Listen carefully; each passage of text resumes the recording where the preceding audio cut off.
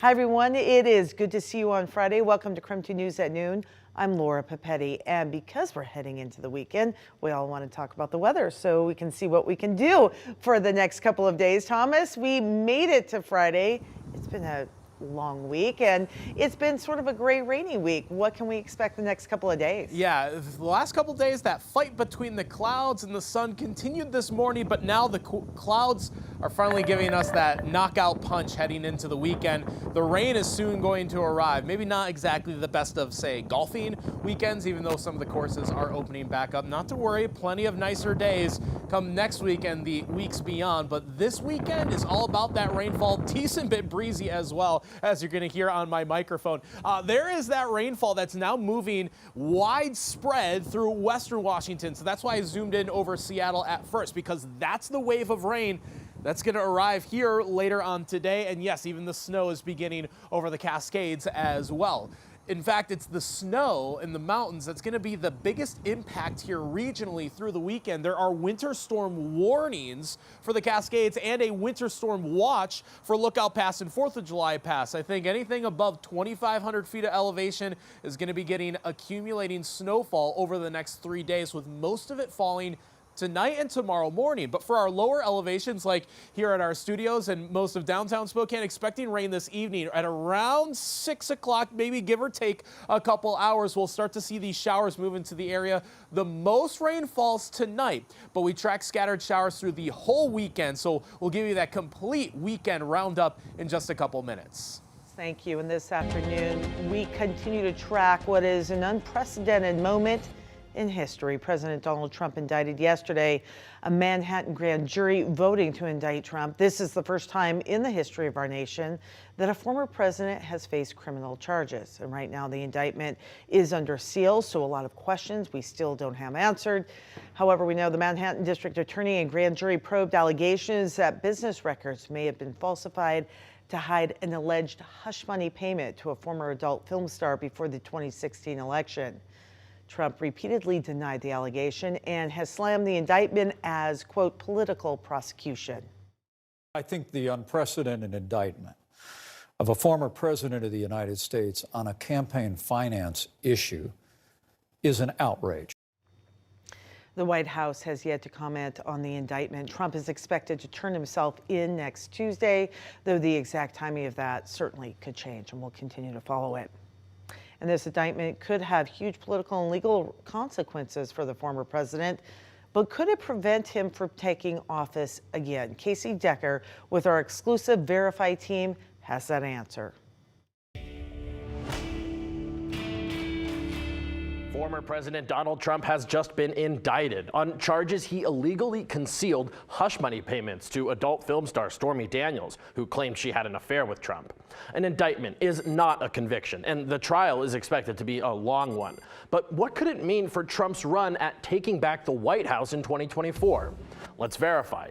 Can you be elected president if you've been charged with or convicted of a crime? Our sources are the Constitution and the U.S. Supreme Court. Article 2 of the Constitution lays out 3 eligibility requirements for becoming president. You have to be a natural-born American citizen, be at least 35 years old, and have been a U.S. resident for at least 14 years. That's it. No other requirements. And the Supreme Court has further ruled that neither Congress nor state legislatures can add new requirements on top of what the Constitution already says. The only way to change the requirements would be a constitutional amendment. So we can verify, yes, you can be elected president if you've been charged with or convicted of a crime. Even someone who's found guilty and sent to prison could still, legally speaking, if elected, run the country from a cell. With your Verify, I'm Casey Decker. This afternoon, the I-90 homeless encampment is continuing to shrink. There are now 55 people living at the camp, and that is down 10 people from when we reported on this just 2 weeks ago. Last week, a Spokane County judge declared the camp a chronic nuisance.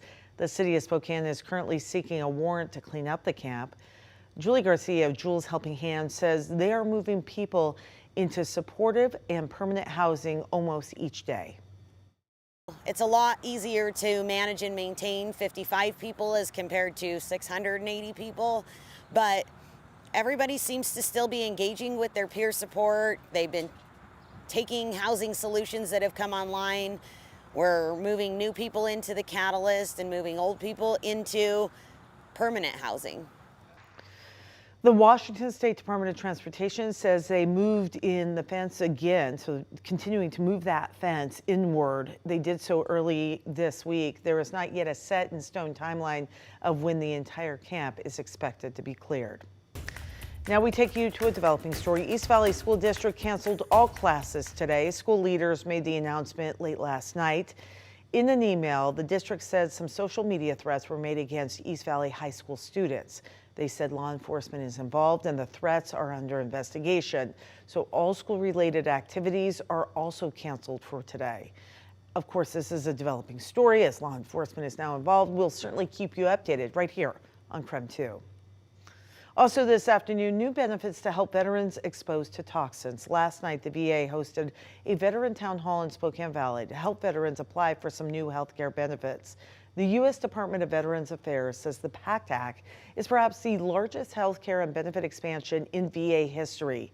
Veterans exposed to toxins, airborne hazards, chemicals, radiation, or other occupational hazards during wartime service, and that's in Vietnam, the Gulf War, or post 9/11 War on Terror, those folks are eligible to enroll and get screened for their exposure.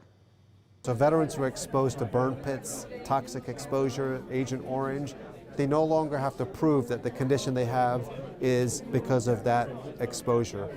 The PACT Act recognizes that. So the VA says 43,000 veterans from across the inland Northwest are eligible for PACT Act benefits. That's including an estimated 14,000 who have never even enrolled in the VA.